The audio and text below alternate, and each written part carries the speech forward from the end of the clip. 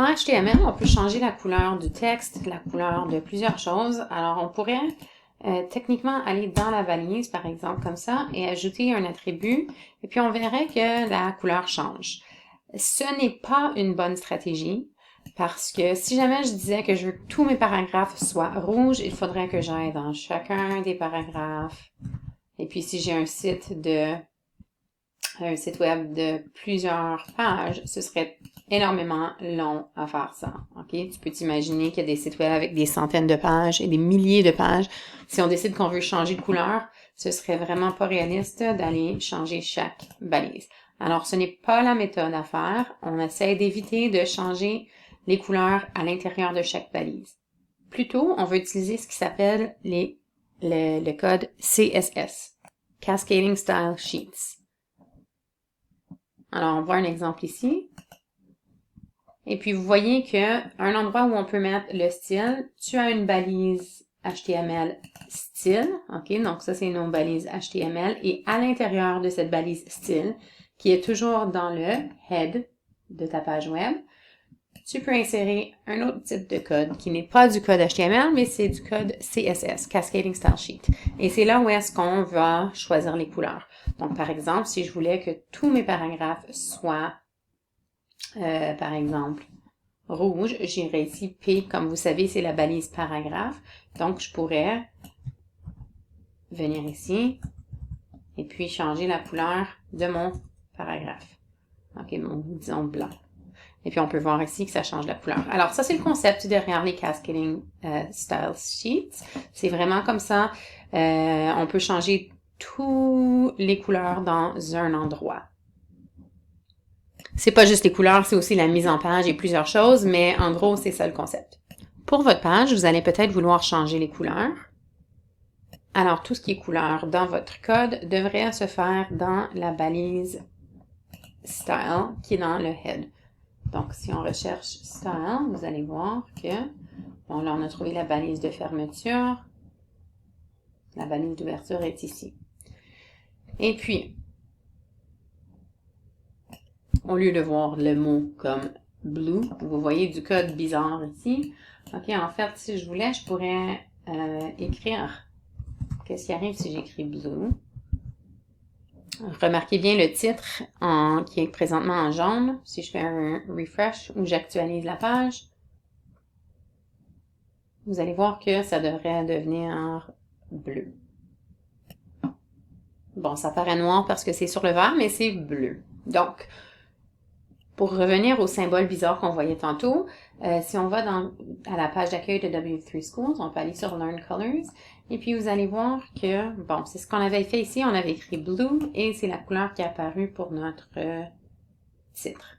Donc, j'ai le choix d'utiliser, donc si on clique à gauche sur Color Names, j'ai le choix d'utiliser ces mots-là, Alice Blue, Antique White, Aqua, et ainsi de suite. Blue, c'est celui qu'on avait choisi. Ou je peux utiliser le code hexadécimal. OK? Donc, ça, c'est les chiffres ici. Ce sont une série de 6 chiffres ou lettres de A à F qui nous donnent une couleur. Je vous expliquerai dans une autre vidéo d'où ça vient, ce code hexadécimal, mais pour l'instant, vous avez juste besoin de savoir que c'est les couleurs pour HTML. Donc, je peux choisir ici soit le nom ou soit le code HTML. Donc, pour mon H1, au lieu de Color Blue, je pourrais mettre ce code et puis ça devrait me donner ce qui s'appelait Alice Blue. Et voilà. Vous pouvez jouer un peu dans le code. Vous pouvez aussi rechercher sur W3 Schools quand vous voyez quelque chose dans le code que vous ne comprenez pas. Par exemple ici, Background Color. Je peux aller changer cette couleur-là aussi. Et on va voir que ça change la couleur de l'arrière-plan. Là, j'ai perdu mon titre parce que les deux étaient la même couleur, mais c'est un peu pour vous montrer le concept. Une autre chose que vous avez peut-être remarqué, c'est que ça disait green ici. Je pourrais écrire n'importe quoi. En fait, ce que c'est, ça, c'est un commentaire. Donc, je devrais, si je veux changer, je pourrais dire blue, OK?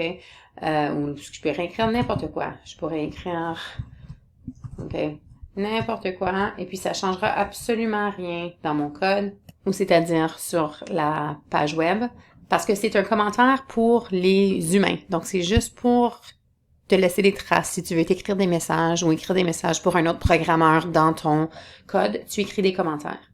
Si on fait une recherche, vous allez voir que c'est expliqué ici. OK? Donc, voici comment on fait un commentaire dans le code CSS. Donc, c'est entre ces symboles ici. Donc, ça n'apparaît pas du tout dans la page. Pareillement, on peut faire des commentaires en HTML, mais puisqu'on parle de CSS aujourd'hui, je vous montre les commentaires CSS. En HTML, les commentaires sont un peu différents. Vous pouvez les rechercher si vous voulez. Alors, pour les couleurs, si ça vous intéresse, encore une fois, à la page d'accueil, vous pouvez aller à Learn Colors. Et puis, il y a toutes sortes d'affaires. OK? Donc, pour les choix de couleurs, il y a toute une science derrière ça. Vous pouvez aller lire ce qui vous intéresse. Mais ce qui est intéressant, c'est si vous cliquez sur Color Schemes, vous pouvez aller voir, il y a différentes sortes. Vous pouvez lire pour voir c'est quoi la différence. Mais en fait, vous pouvez cliquer ici. Et puis, si vous aimez, par exemple, les bleus, voici des couleurs qui seraient belles ensemble pour vous. Et puis, vous avez les codes ici en hexadécimal. Donc, sentez-vous à l'aise de jouer avec ça et puis d'aller jouer dans le code et changer les couleurs. Si vous voulez pas utiliser une palette de couleurs déjà prédéterminée comme ça et vous voulez juste essayer ce qui vous paraît beau, il y a aussi Color Picker. Et puis, vous pouvez aller jouer et puis vous pouvez voir si vous aimez dans les verts. On peut regarder. On peut choisir une couleur qu'on aime. Ou tout simplement, même si vous voulez pas être sur le site de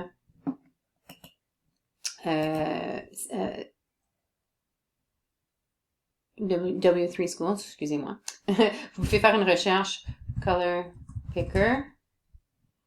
Et puis, directement dans Google, vous allez voir. Puis, vous pouvez jouer là-dedans, choisir une couleur que vous aimez. Et puis, on vous donne directement ici le code hexadécimal que vous pouvez aller coller dans votre page web. Par exemple, je pourrais le mettre ici. Encore une fois, le commentaire, je peux changer ou je peux complètement le supprimer, ça ne changera rien. Et puis, on peut aller voir ce que ça a changé.